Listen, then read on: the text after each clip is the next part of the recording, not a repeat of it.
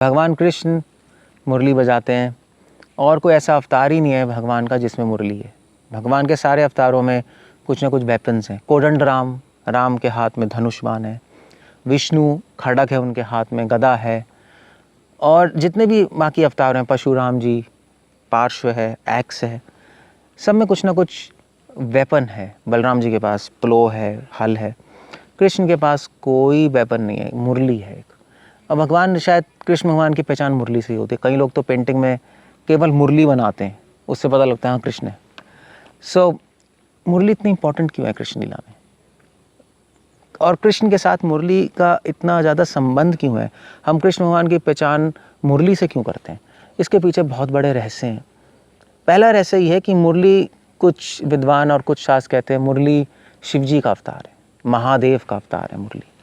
महादेव भगवान कृष्ण की लीला में इस तरह सेवा करने के लिए प्रकट हुए, मुरली के रूप में प्रकट हुए, सेवा करने के लिए भगवान की और वैष्णवों की सेवा करने के लिए। भगवान जब मुरली बजाते हैं तो उस तरह से महादेव को कृष्ण भगवान का संग मिलता है। दूसरा रहस्य है कि मुरली गुरु का प्रतीक है। तो हम लोग जब सिद्धांत की बात करते हैं, जब हम अध्यात्म के वांग्मय में प्रवेश करते हैं, आध्यात्मिक जगत में प्रवेश करते हैं, तो हर भगवान का हर अंग, भगवान के कुंडल, भगवान की मुरली किसी का प्रतीक है।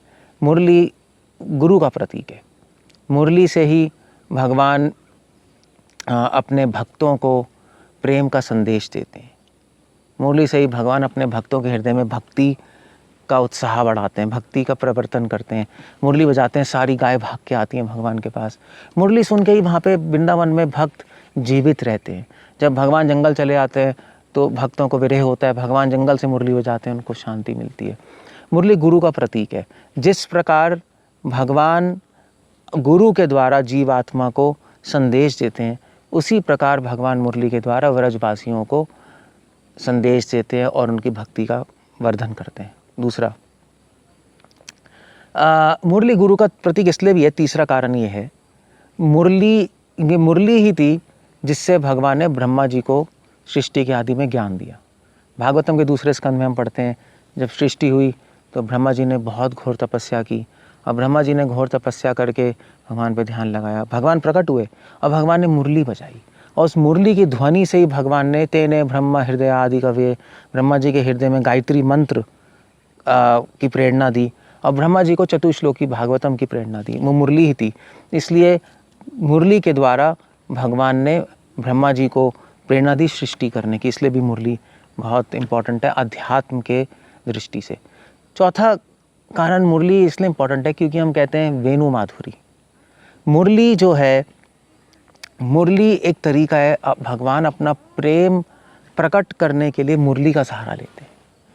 भगवान जब वेणु गीत में आता है, भगवान जब मुरली बजाते हैं तो उस मुरली में भगवान केवल आवाज़ नहीं निकाल रहे, उस मुरली के रागों के द्वारा, उस मुरली के छिद्रों के द्वारा, उसकी ध्वनि के द्वारा भगवान अपना प्रेम प्रकट कर रहे हैं। अलग अलग रागों में, अलग अलग मुरली की ध्वनि से भगवान गोपियों को एक मैसेज देते हैं कि मैं तुमसे प्रेम करता हूँ।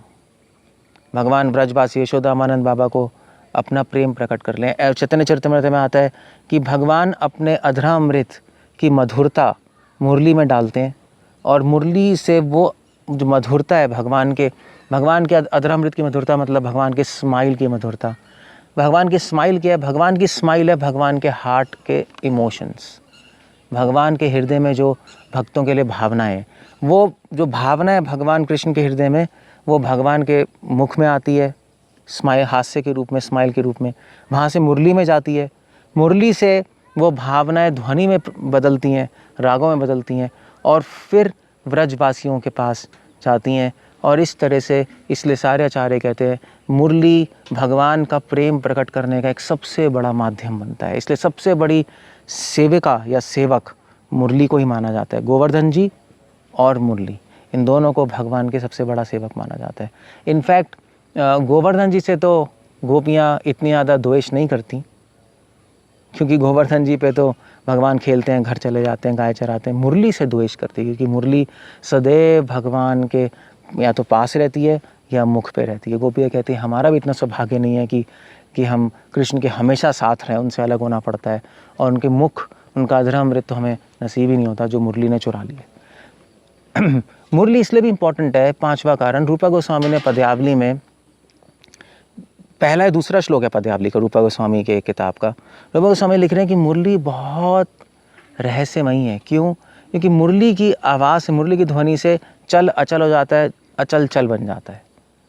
जितनी भी नदियाँ बह रही होती हैं वो रुक जाती हैं, पहाड़ जो रुके हुए हैं वो बहने लगते हैं, पेड़ जो तरुवर हैं वो जो एक जगह खड़े रहते हैं वो प्रेम में झूमने लगते हैं, हवा जो बहती है वो स्थगित हो जाती है।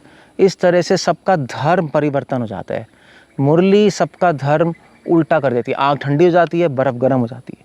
ऐसा तुम कभी नहीं देखा। ब्रह्मा जी की समाधि टूट जाती है, शिव जी मुरली की आवाज़ सुन के पिघल जाते हैं, वो अपने आप को रोक नहीं पाते। देवी देवता मुरली की आवाज़ सुन के नाचने लगते हैं। मुरली, जब भगवान मुरली बजाते हैं, पूरे ब्रह्मांड में विरोधी चीज़ें होने लगती हैं, असंभव को संभव, संभव को असंभव। मुरली में ये शक्ति है कि सबका धर्म परिवर्तन कर देती है। जो कभी संभव नहीं हो सकता उसको असंभव, जो असंभव है जो उसको संभव कर देती है। मुरली में इतनी शक्ति है, मुरली की ताकत ही है। सो भगवान, वैसे तो भगवान कोई वेपन नहीं रखते, मगर सबसे बड़ा वेपन भगवान का मुरली है। भगवान मुरली से भगवान असुरों को मारते नहीं, मुरली से उनको मोहित करके कहीं और ही ले जाते।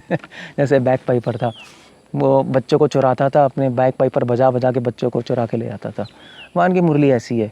भगवान की मुरली भक्तों को आनंद देती है और असुरों को कंफ्यूज कर देती है। भगवान की मुरली ऐसी है कि भक्तों को प्रेम तक पहुँचाती है और जो असुर है उनको माया में डाल देती है। इसलिए भगवान की मुरली, इसलिए तभी तो हम कहते हैं कृष्ण मुरारी है, कृष्ण मुरारी। कृष्ण भगवान को मुरली से ही जानते हैं। मुरली के बिना ना कृष्ण है, कृष्ण के बिना ना मुरली है। हरे कृष्ण।